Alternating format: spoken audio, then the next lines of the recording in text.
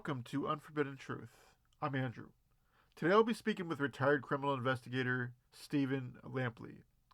Stephen David Lampley is a former police detective and criminal investigator best known for his work in undercover operations, forensic interviewing, and behavioral analysis.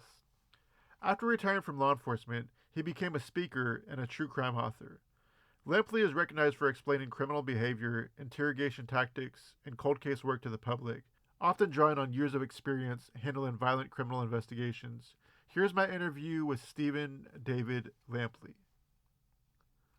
Before being a police officer, I was in the military for a period of time, uh, ETS'd out, and took a couple of odd jobs. You know, when you get out of the military, you don't really know where you're headed. I didn't know where I was headed. Took a couple of jobs here and there, uh, and decided that I wanted to get in business and finance. So I went to work at a bank or savings and loan back then, and thought I had arrived. You know, I was like in my mid 20s, and I had my own office, had a secretary, I had the corporate plant in the corner, I had the corporate hall tree, and I had all the pictures, and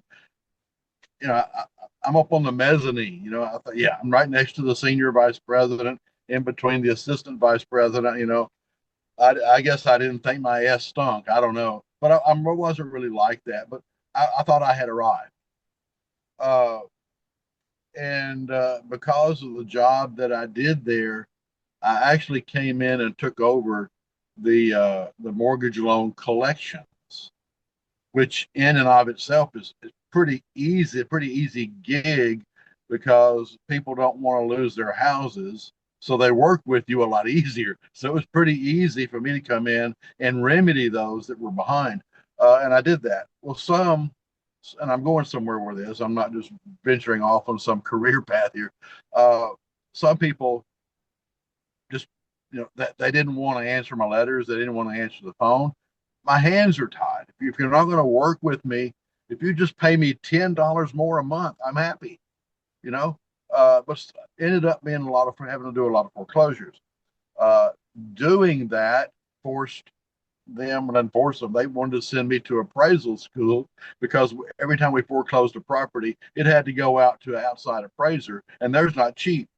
So they sent me to appraisal school. Well, I started doing appraisals on my own with the blessing of the senior vice president, in the morning before I came to work, at lunch, and then when I got off work. I was making more part time for myself than the savings and loan was paying me.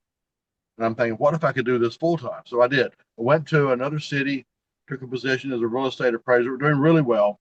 And that was until, what was that, December of 87. The stock market crashed, plummeted. We had no work. Nobody wanted to borrow money. We had no appraisals. We had 5 appraisers and no work. So I thought to myself, Steve, what have you always thought about doing? What is there something out there that you really want to do? Well, Steve, I think I've always wanted to be a police officer. So I applied at Nashville and Birmingham. Uh, Birmingham hired me, and that's how I actually got into the police field. I call it a natural progression from being a bank officer to police work. I think that's how everybody does it. I don't know. Okay. So, what types of cases did you most often investigate as a police officer? And then when you became a detective, what types of cases did you investigate then? No, as a police officer, you never know. It's whatever the dispatcher sends you on. It can be anything from animal complaints, some dogs barking too loud, or somebody's trash cans over 3 inches on the property line, domestic assaults, rapes, robberies. You never know. You know, you never know what's coming up next. Uh, Now, as an undercover investigator, I started out. Uh, and let me give you the preface to this. I don't know why I was working day shift. I didn't like day shift, but I was on day shift for some reason. And the chief of police gets on the radio and calls my number. I'm like, oh crap, what is that? you don't ever get a call from the police chief. So I got on the radio and told him to go ahead. And he said, I need you to come. He gave me the police codes. I'll skip the codes. He gave me the police code to come to the station. He needed to talk to me. I tried my best not to get in trouble. I tried my best to do what I was supposed to do it right, do it professionally. So on the way to the police department, I'm racking my brain trying to figure out what I did wrong. I couldn't come up with anything. I don't know why he's calling me unless somebody, and they do this, makes a false complaint on the police officer. I've had my share of those. But I go to the police department and I walk in real slow, and I'm kind of hoping he's not in his office. But I walk down the hall and I kind of peek in his office and he's sitting there. Darn it. So I knock on the door. He says, come in. And by the way, close the door behind you and have a seat. I'm thinking, there's the end of my police career just happening right now. Anyway, he wanted me to set up a completely different investigative division. One person, me. He said, what I want you to do, whatever you need as far as equipment goes, whatever you need as far as training, anything you need, you let me know, because I have some money set aside in another fund with the police department. I can get you whatever you need. But I want you to set up an operation to where you're working undercover online as a juvenile female. I'm like, well, I've never, I don't have a clue what to do. I told him, I said, look, I don't know. I have no clue. I've never even worked there. I've never had any exposure to that. He said, that's why I'm going to pay you to find out. You go find out whatever it is you need, classes, other officers. If you need to travel, let me know. Okay. So I did. I contacted a couple of officers that were out of the area that were doing that. Learned quite a bit. Watched them. I kind of shadowed them for a while and watched. Was truly amazed at what they did and how they did it and the way they made their cases. What I didn't know was how am I going to portray myself or come across online, because I know nothing about being a 14-year-old girl. I'm clueless. I certainly don't look like one, I hope, but I have no idea. So I remember they gave me an office. They didn't tell the other investigators what I was doing. They just said, he's doing something for me. Don't be asking questions. I was sitting in my office and I thought to myself, probably the best way to learn is to go and do, not literally in the literal sense, what a 14-year-old girl or a 12-year-old girl might do. So I started off by listening to the music that they would listen to. And I, as a grown male, I have probably listened to Avril Lavigne's Boyfriend more times than is humanly possible. But I can still, I've almost got the words memorized. But I listened to all that. I kind of learned the lyrics and I learned what the songs were about. But it didn't stop there. I didn't know the lingo. I didn't know the acronyms. I didn't know any of that. So I had to learn those, and a lot of them I had to memorize. I figured the more I memorized, the quicker. I didn't have time when I'm chatting with somebody online, because if they sense that you're not legit, they'll go away. So, and I didn't have time to be going down some list and look. A lot of this I had to learn. I got my then wife to go with me to Walmart and stroll through the female child section to look at clothes to see what, and I would say, is this in? Is this what they're, I didn't know. I don't know. She'd say, no, this right here. I said, why is that in? And she would explain to me. Oh, okay. So I was learning this stuff as I went. So it was about 3 months later.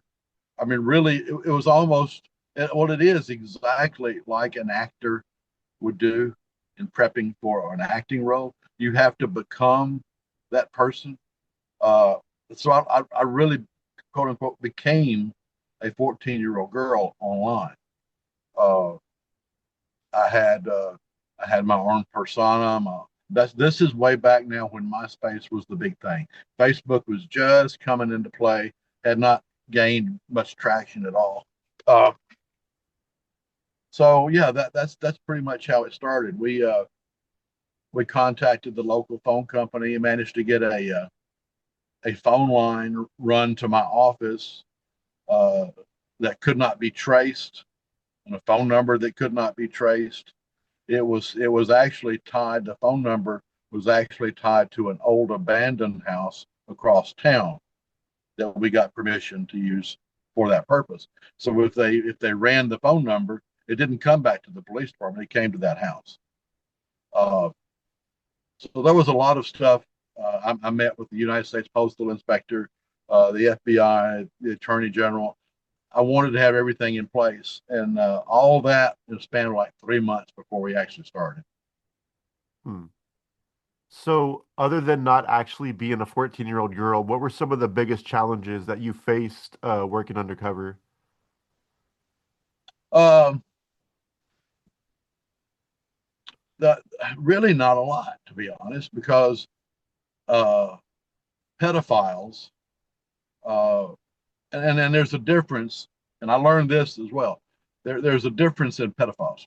You have pedophiles that are active pedophiles that will actually go out and solicit and maybe kidnap, touch, feel, whatever. And you've got people that are not active, that are pedophiles, but they never take any action on it. It's just in their mind. So when you have an active pedophile, and there's been several studies done about this, it's virtually impossible to stop. It's like, and I don't know the proper terminology as far as psychological terms go, uh, but a lot of research, a lot of studies have been done that says it's excuse me, it's not something 99%.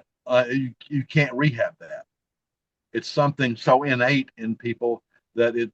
There have been people literally on the computer, not in my case, that I've talked to other officers. They would go to this house to make the arrest on this pedophile online, typing inappropriate stuff. Knock on the door, no answer, kick the door in. The pedophile would be on the computer talking to an underage person.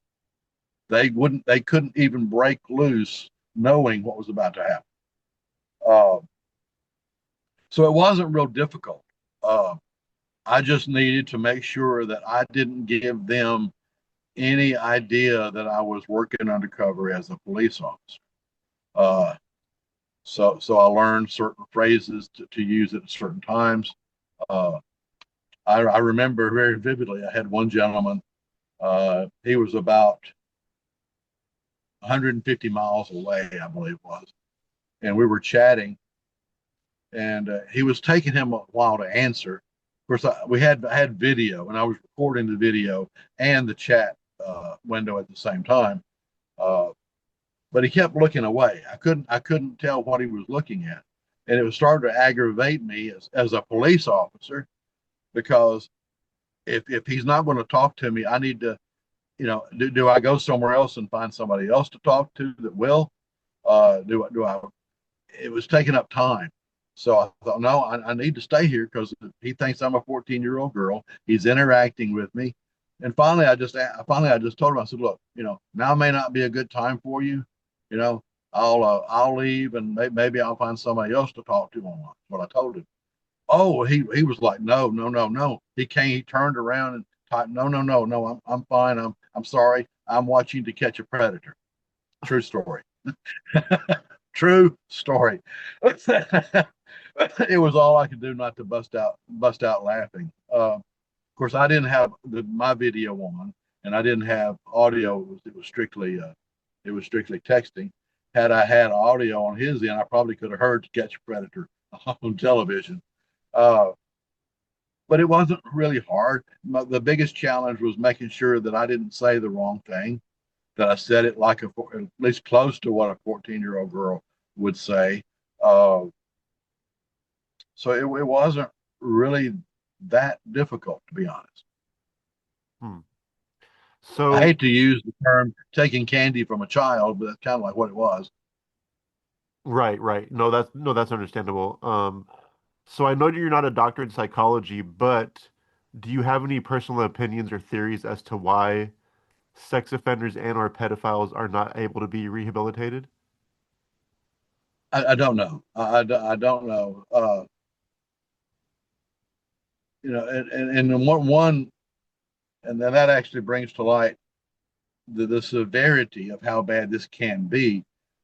One of the gentlemen that I was talking to online, and let me go back to when I say gentlemen, of all the individuals, and I don't remember the total number, but of all the individuals that I conversed with online, all of them were male except for one, and was a female. So, in my experience, the preponderance of offenders are male. Doesn't mean females don't, because they're obviously I had one. Uh, but there was this gentleman I was talking to. He was a couple hours, he was a little bit farther away. He was a couple hours away, and ours was a very short conversation. And my chat logs ranged in, I think, length from like 22 pages of 10-point type. Uh, and I think his was the shortest. I think his came in like 6 pages, really quick. He went right to the chase. Uh, and he was very. Oh, also let me back up on that, because this is a different kind of operation than the 14-year-old girl was. Being a 14-year-old girl, quote unquote, I had a lot of people, men. So would you please send me pictures, nude pictures of yourself? Well, I can't do that as a police officer. And if I send nude pictures of an adult, that's not a crime. So I can't send nude pictures of a child. But what I can do is I can take from the FBI, which is what we did on some of them. But basically, what I did was I took a picture of a 14-year-old girl, pixelated it so bad you couldn't tell anything about it, and would send that to them. And of course, they would come back and say, "I can't see anything. It's so it's big squares or it's pixelated." I say, "I'm sorry, my camera's effed up. That's the best I can do," and they would go on. But anyway, this gentleman was talking to me, and oh, I'm sorry, I digress. With these adults wanting pictures of an underage girl, I'm thinking maybe I need to develop another profile. This one appealing like an adult to an adult who possesses these photographs and is willing to sell them. So I contacted the postal inspector, and he said, "That's a marvelous idea. Let me get with the FBI." He said, "The FBI has a locker that has an immense amount of child pornography in it to use for work in cases like you're going to be doing." I said, "Well, I don't want it." He said, "No, they won't give it to you." I said, "Well, I don't want any piece of it. I don't want any part of that." He said, "No, they'll handle it." And they explained to me how they would do that. He said, "You get online, you create yourself a web page, call it whatever you want to call it." He said, "I'm going to get with," he told me the agent's name, "and get a list of all the videos that they have and the titles of these videos. That way you'll be able to put those videos on your website." He said, "I will make a note of it. The FBI will make a note that it's you. We're not going to come bust your door down. We know who you are. You're working with us." And then when they come on the website, you give them the website. They can then order what they want. But anyway, I made this additional persona where I was a 34-year-old male. I had a 12-year-old daughter. My wife had left, and the wife was supposedly the one that made the income for the family, but she just up and left me and my daughter alone. So now what I was doing was I was offering my daughter for rent. Whatever you want to do, she's for rent. Well, he responded, and well, I won't tell you what that was, but the name that I was back then when Yahoo had chat, The name pretty much gave it away. Kind of, it didn't really didn't wasn't vulgar. It wouldn't come out and say, but you had it. If you were a pedophile, you kind of knew what it meant. And he responded. We talked for maybe an hour, and he said, "Well, I'd like to come see her. How much is it?" I said, "Well, what do you want to do?" He told me what he wanted to do. I said, "Well, normally this is how much I get." I said, "Also, I can tell you that in the name of my daughter, that she likes Mountain Dew, Kit Kat candy bars, and she loves stuffed animals." That was so that he would, if he brought those items, that would solidify my case a little bit more to prove that this is indeed the person that I talked to, because he did indeed bring this stuff. He brought all of that. He brought all the candy bars. He brought 3 large black trash bags of stuffed animals. I don't know where he got those. Uh, but this gentleman, we arrested him, of course. We met in the parking lot of a convenience store, and I had a team. By that time, we had made a lot of arrests, and I had a team of officers, multi-jurisdictional agents, and I had 3 officers in the store. Now these are SWAT type. We don't know what this, we don't know what these people are armed with, so we want to make sure we've got more than enough manpower. So we had 3 officers in the store, 2 in the back of the store, me in my personal car that was going to come up and meet him. We had a nondescript pickup truck across the street doing the videography. So we were waiting. He pulls up, or I pull up really close to his door so he can't open it and get out, which is probably very dangerous for me to do. Uh, and I had a radio beside my side, and all I had to do was click it 3 times, which activated. They came out, we arrested him, took him to the police department. Uh, Asked him what his name was, and ironically, it was the same name that he used online. He was using his real name online. Amazing. So that was really his name. So we ran him through the computer, or we called dispatch. Dispatch ran him through the computer. Dispatch called us.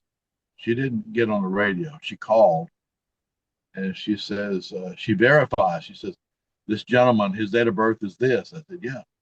"Is he so and so tall? Does he weigh about?" I said, "Yeah." She said, "Steve, if that's him, he has 900 counts of child molestation and possession of child pornography out of Saskatchewan, Canada. 900." I said, "Well, no, this is him. There's zero doubt. This is him." So, he fled Canada, 900 now, not 90, 900, comes to Alabama and proceeds to do the same identical thing. I don't know why they can't stop. I don't know what it is. Um, I don't know if it's a mental illness. I don't know. I don't know what it is. But now some can. Some have ability to walk away from it. Some don't. Some just can't get away from it. I don't know what it is. Yeah, it's crazy and it's sick, and a lot of them are parents themselves too, and abuse their own kids or act like good parents and then abuse other kids. That just blows my mind all the time. Yeah, it's I don't understand. But I guess if I was one of them, I would say, "Oh, it's because." But I don't get it. I don't. And I'll say this, and I don't mean to sound any kind of weird way here. I don't see, and it's a sexual attraction. I don't see the sexual attraction to a child. I don't get it. I just don't. I just don't get it. I don't know. I don't what it is. Right, right. So how did you, or did you have to, mentally and emotionally prepare for deep undercover assignments?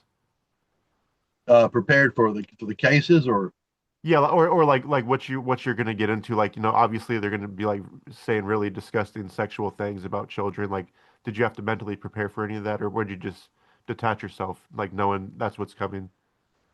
Well, yeah, I mean, anything's possible, you know.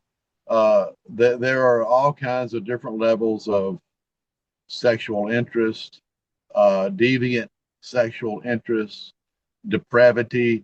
You know, who knows what you're, you know, and being a police officer for several years, you kind of get an idea people are capable of anything.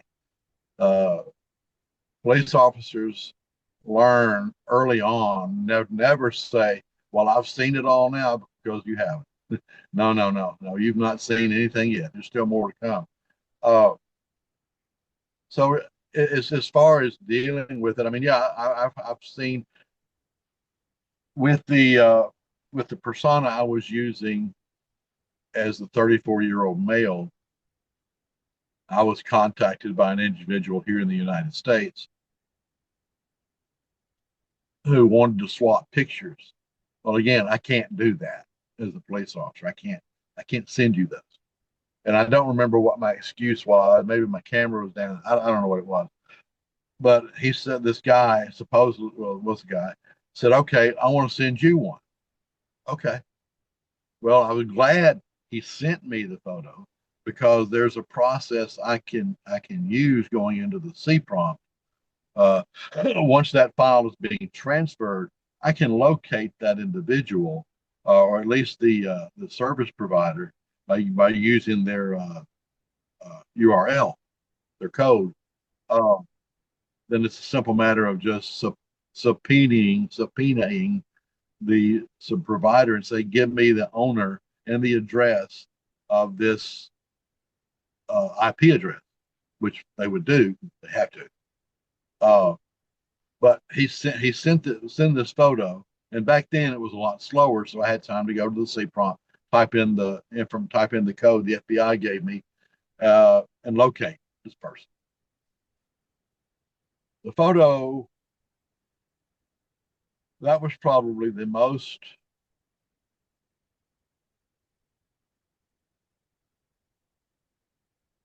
sorry, that was probably the most,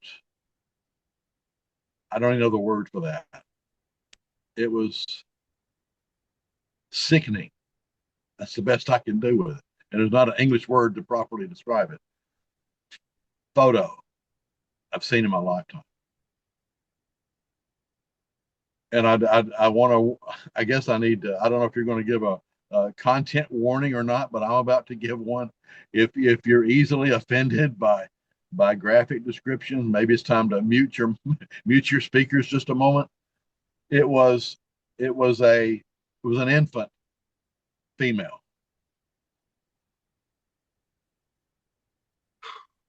The infant female was in its bed or bassinet, what I guess a bed, laid down with, from all appearances, did not appear to be a female hand. It was too big and rough looking. Not that it couldn't have been a female, but it appeared to be a male's hand with his index finger inserted.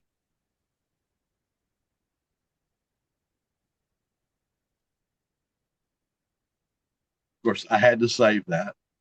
Um, I saved the IP address, and I turned that over. I did not investigate that. I didn't start to investigate that. I turned everything over. I believe I turned it over to NCMEC, National Center for Missing and Exploited Children, John Walsh's organization. Uh, no, you never know. You know, you think you've seen it all, you've heard it all, and somebody comes along to say, "No, you haven't seen anything yet. Let me show you this." So, but some police officers are able to compartmentalize what they see. Some aren't. I have lost several friends who were friends of mine, some of which I worked with in the same car,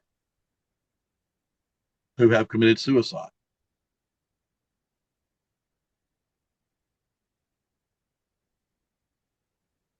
because they couldn't handle it.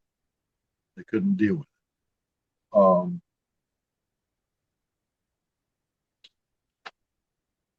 If you can understand that nothing out there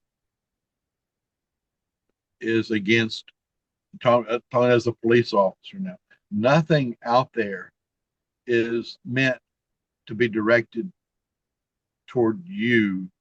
I mean, yeah, there's people cuss and throw bottles. I'm not talking about that. I'm talking about the actions, the crimes and stuff.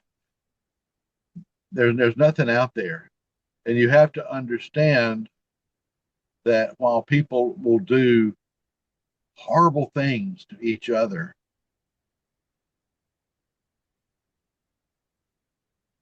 you got to put it in perspective. I remember in the police academy, I think it was Sergeant Irvin. He was the chaplain.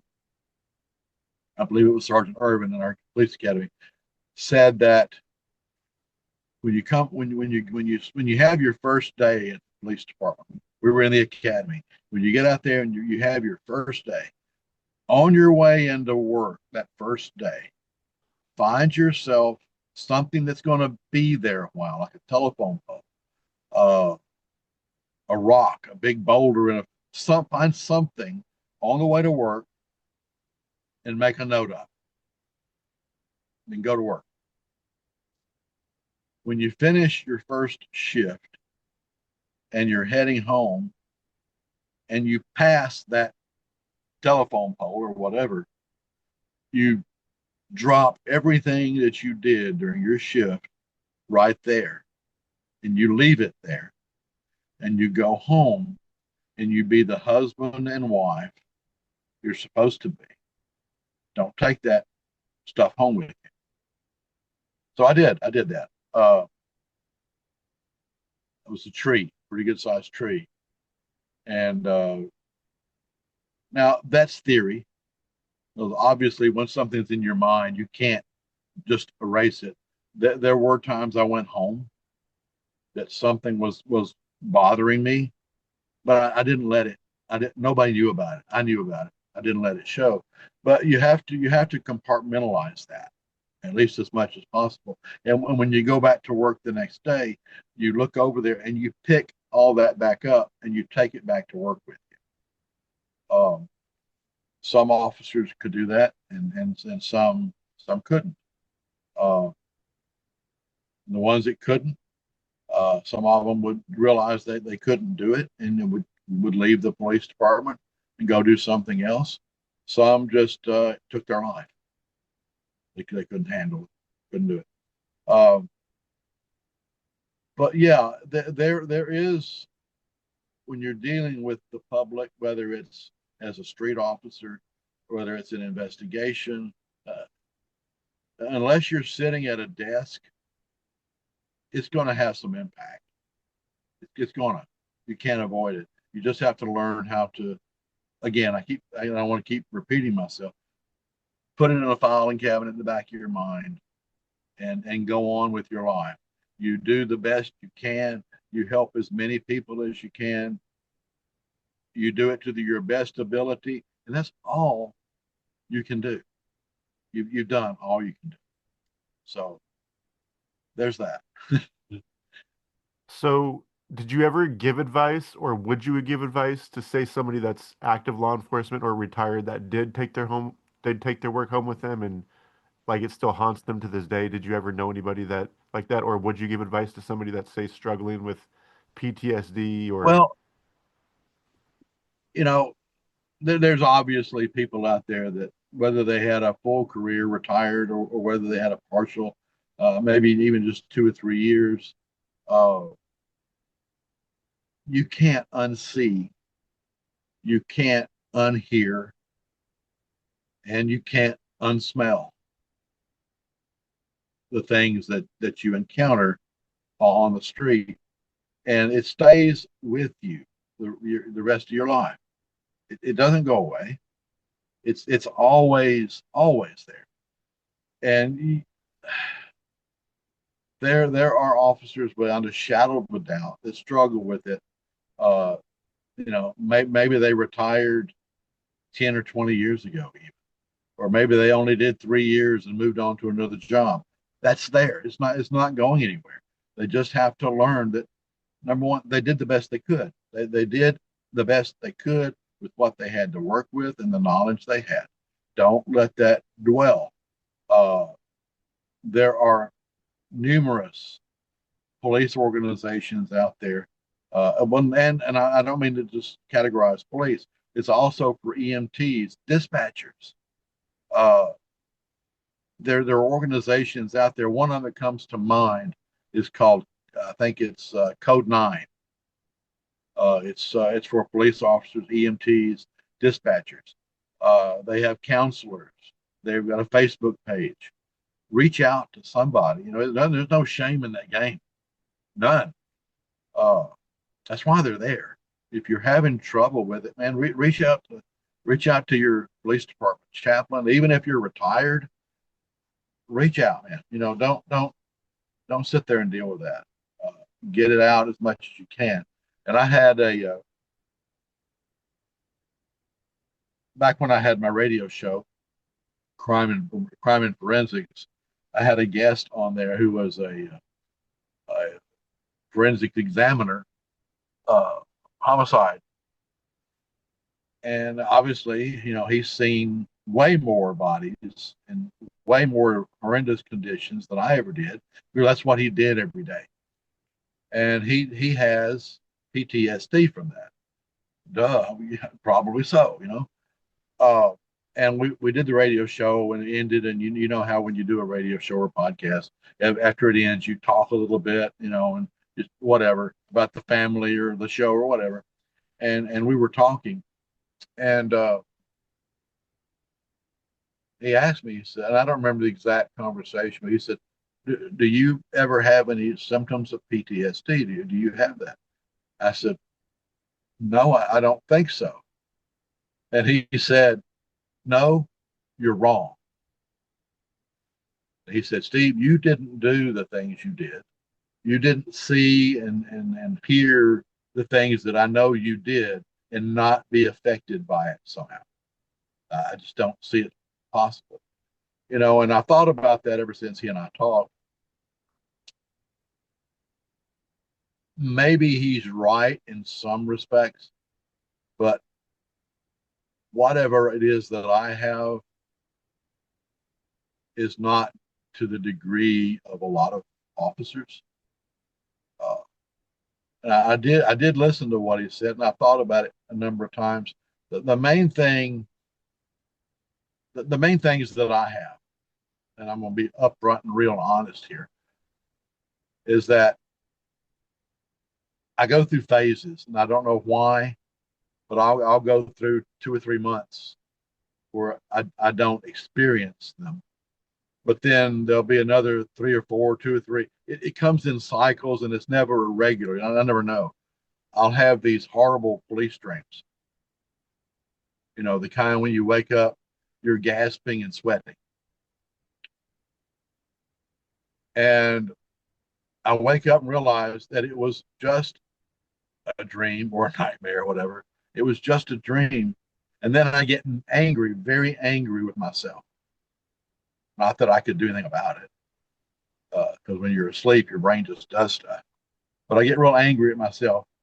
Why? Why are you doing this? And I get up and get me something to drink, chill out. And if I need a shower, which I'll probably do if I've been sweating, I'll go back to bed and I'll be fine. And the only other things that I've noticed that are not life debilitating is that, and a lot of officers will do this. So I'm not saying I'm special. I'm not. Is if I go into a restaurant, I'm going to sit in the corner with my back against the wall. But again, a lot of officers do that. But I do that. When I pull in a parking lot, I'm scanning and I won't call the name of a store, but one of the largest big box stores in the country. I'm pulling in the parking lot. I'm I'm scanning the whole parking lot. I'm looking at everything. I'm looking for people in their cars. I'm looking what this person, what's that lady doing? What's who's driving in, who's driving out, who's sitting in their car, who's standing by the car, what do they look like, what are they wearing? I'll get out of my car. I'll look around the cars, trucks closest to me. I'll look under them as I'm pulling in to make sure nobody's hiding under the car. And as I'm walking in, I'm looking at all the cars, making sure nobody's in them. So I still do that. I still do that to this day. Uh, is that debilitating PTSD? Not, I don't think so. No. But yeah, I do that because I've seen what human beings can do to another human being for all kinds of stupid reasons. Uh, but as far as PTSD hard case, I don't I don't see it for myself. The worst thing I have is the dreams, and they're not on a regular basis. So, yeah, if there's somebody out there that's struggling with it, reach out. You know, there's no shame in that, none. Uh, just pick up the phone, or get on the computer.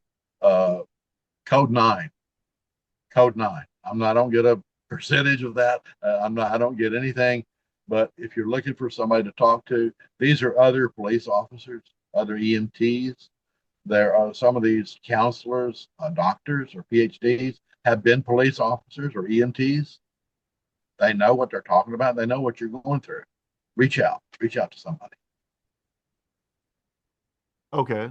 Um, so are there any cases that stay with you to this day that haunt you, whether it was like somebody that was wrongfully convicted or somebody that walked that shouldn't have walked or a cold case that was never solved, anything like that? There's several. Uh, every officer has those. Uh, if you've been in police work even just a few years, there's some case that you never forget. Um, and there's with me there's several. The I don't know where to begin. Probably the one that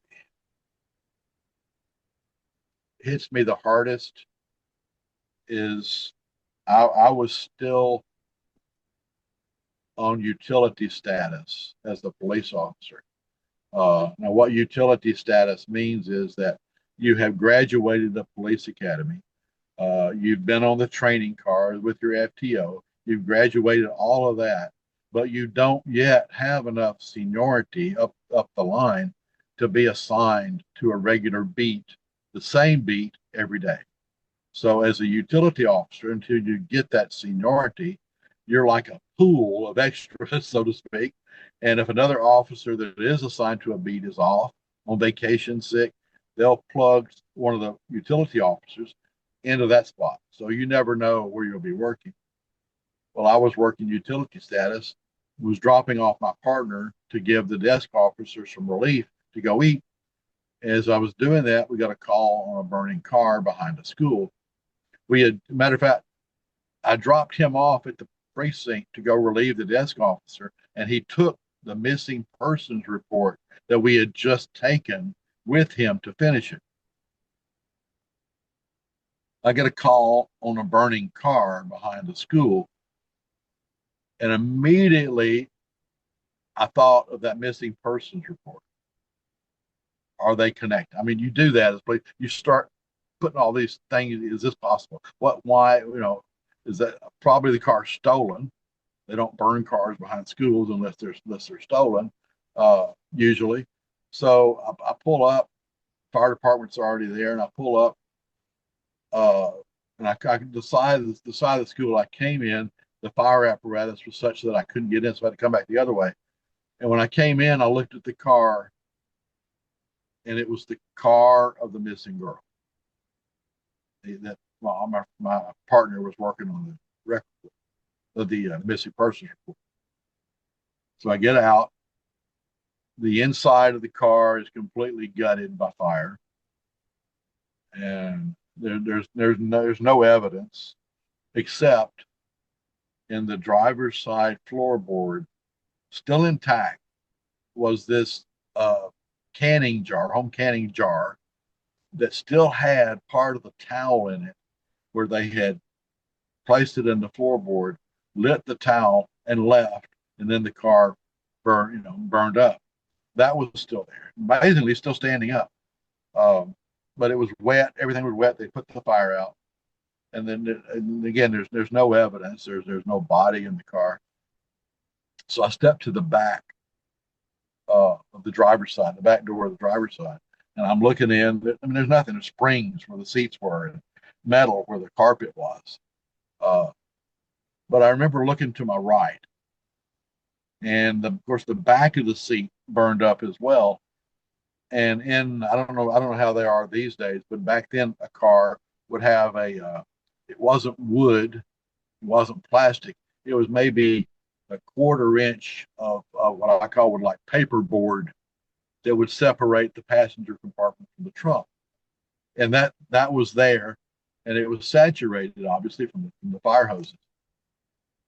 Well, I thought, well, I don't know if anything's in the trunk or not. I took my flashlight and pushed against it, and there was enough water had saturated that paper board to where it poked a hole in it. And I shined my flashlight. I couldn't see anything, so I poked several more holes. The last hole I poked, it met with resistance. I'm like, what's that? I think spare tire. I don't know. So I pulled it out and shined my flashlight. It's not a spare tire. It's a pair of blue jeans, and somebody's in them. I'm like, I said words that I won't repeat on your show, and I hollered at the captain, the fire captain. They were putting their stuff up. I said, Captain, get something and pop this trunk open. He looked at me. He said, "What's going on?" He ran over. He said words that I won't repeat on your radio show. And he called one of his he called his lieutenant, and they came over and they used a pry bar, and the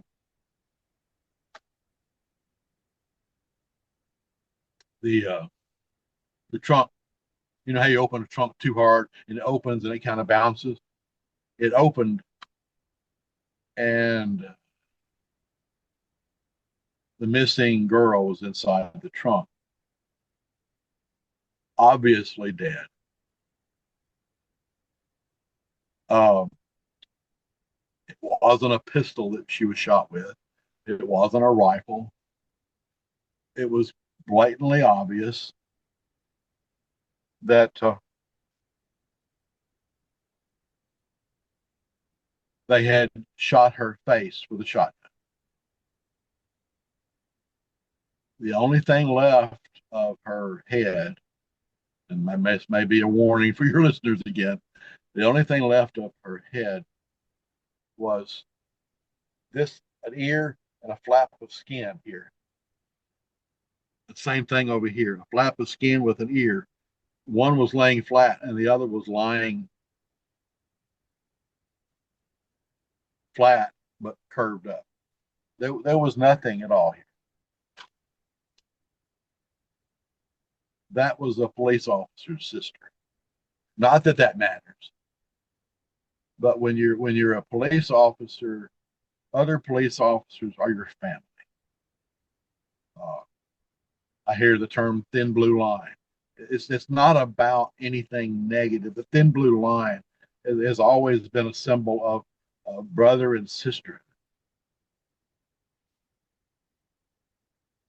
You're a team. You're a family.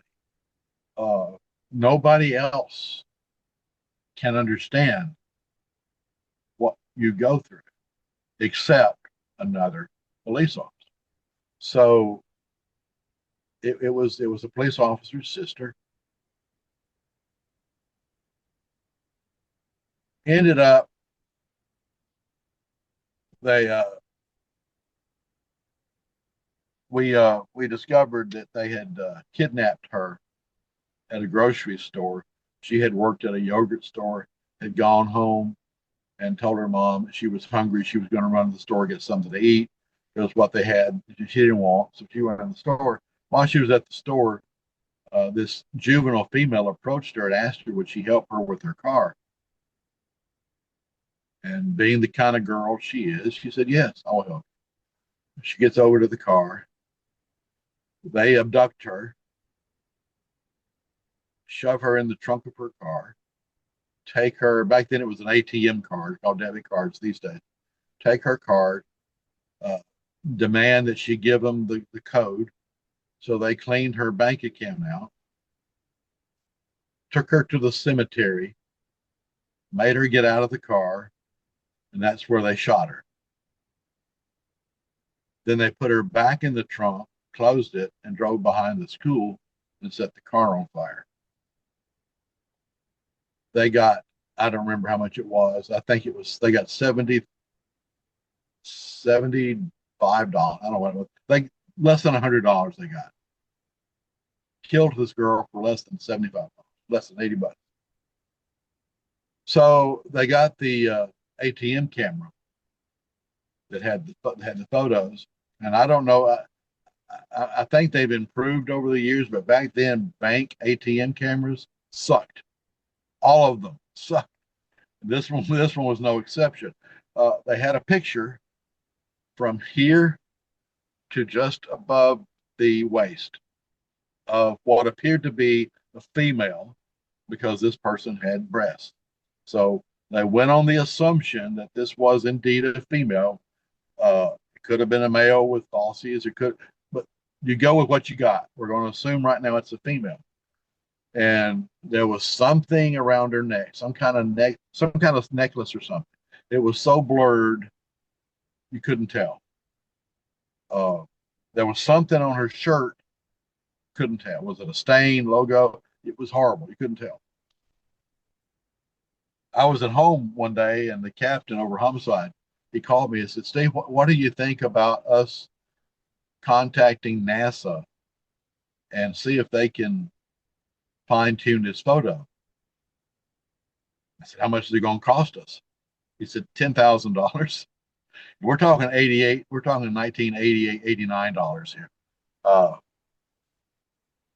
said, well, you can't tell anything with it right now. So anyway, we sent the picture, excuse me, to NASA. It was about a week later they sent the picture back. People can say what they want to about NASA. They're phenomenal.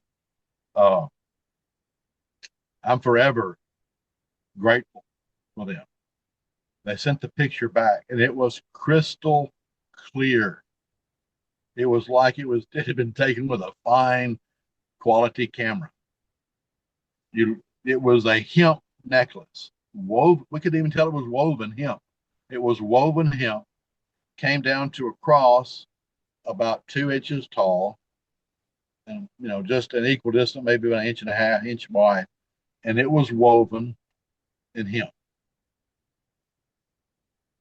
And I'm not going to call the name of the restaurant chain, but on the breast pocket area was the logo of a local restaurant. You start what you got. You start with what you got, right? I was off that day. They sent 2 investigators down to a restaurant. They didn't know which one, or maybe she even bought it at the thrift store. You don't know. But they took the photo to one of their chain restaurants and held it up and said, do you recognize any girl that works for you that has this necklace? As luck would have it, the employee said, yeah, she works at the so-and-so store. So they go over there to the store, to the man, speak to the manager, and said, we need to talk to the employee that has this. He said, okay, she's here. Go back and get her, and made the arrest. She immediately rolled over on the other 2. The other 2, it was one adult male and one juvenile male, and then her being the juvenile female. They were all convicted capital murder.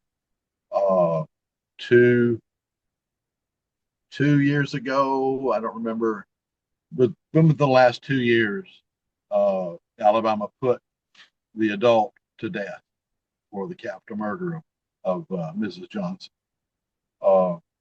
So that one, that picture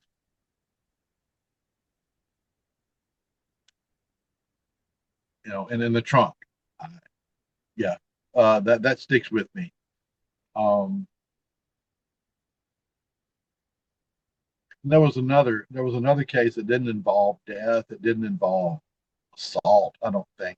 And I'll let this be my last war story. But I got a call on a runaway. And I'll make it quick. I think we're almost out of time. On a runaway, and I go. It's a really nice subdivision, upper income subdivision. And I get out. Of course, I have my report book. And I go in. Of course, the parents are not happy. And she takes me to the kitchen, and we sit down at the table. It's her and her husband sitting together, and me across the table.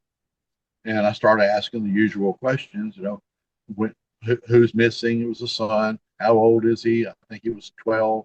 Uh, just the basic question. Then finally, I asked, why would he run away?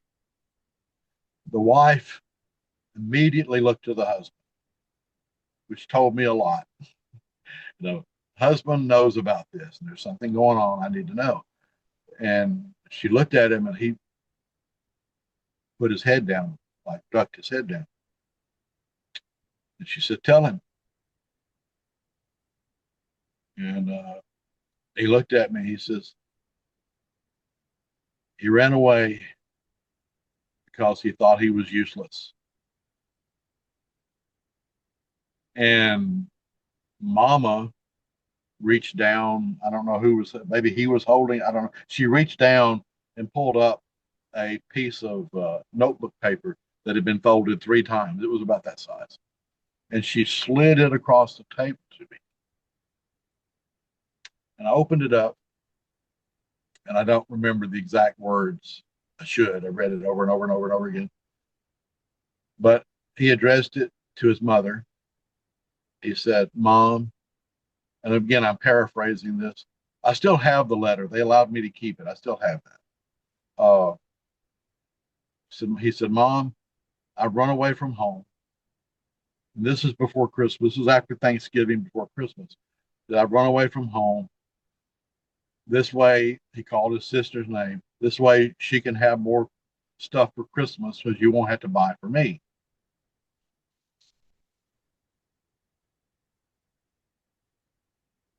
And then he goes on to say, "And besides, I eat like a pig anyway. So I eat too much. So I won't be eating anymore."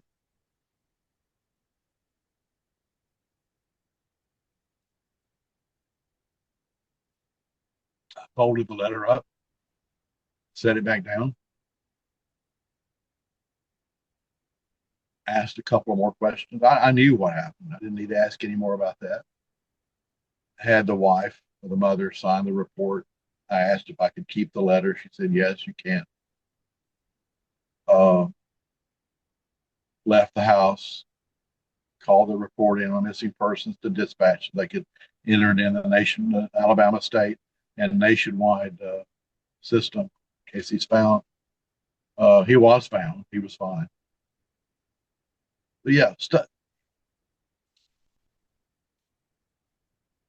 every police officer has something. Whether it's death involved, there's something out there. If you've worked any time at all, you've got something. And I have others, but we don't have the time to get into those.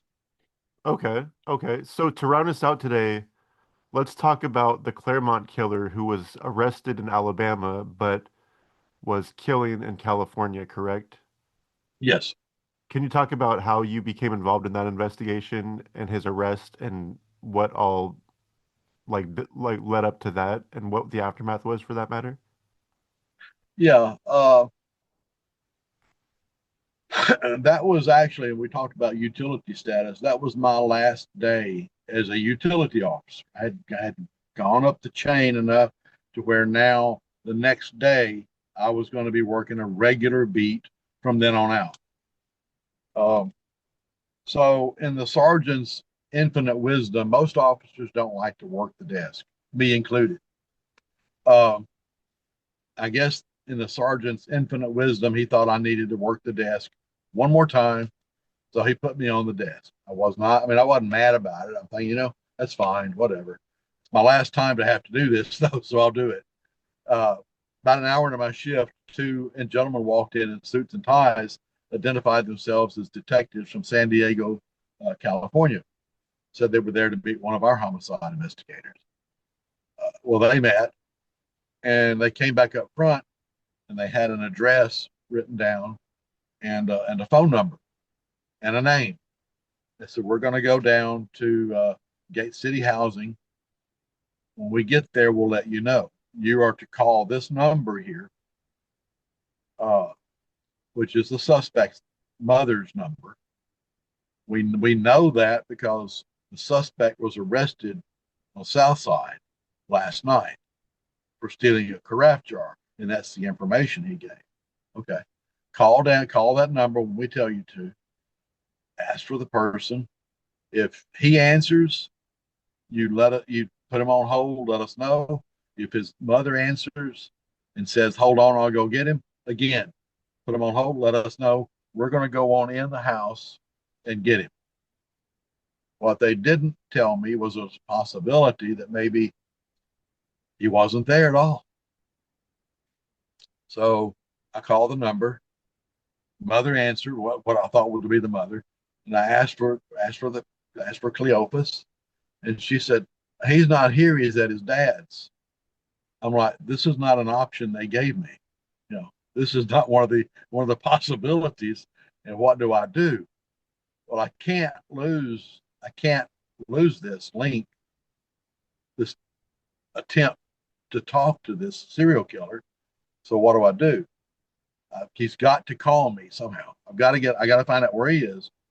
And I said, well, do you know when he'll be back? And she says, no, he'll probably be gone all day, maybe tomorrow too.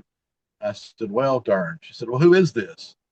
I couldn't tell her I was a police officer. He was not going to call me.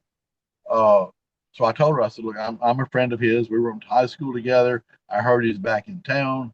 I just wanted to holler. And oh, she said, he would love that. He would love that. He's at his dad's. I'll call over there and let him know.